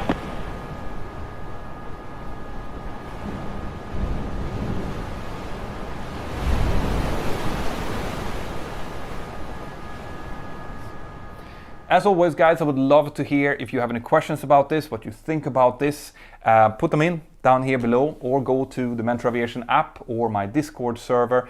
And once again, a huge thank you to my Patreons that made it possible for me to make, videos like this. Have an absolutely fantastic day, and I'll see you next time. Bye.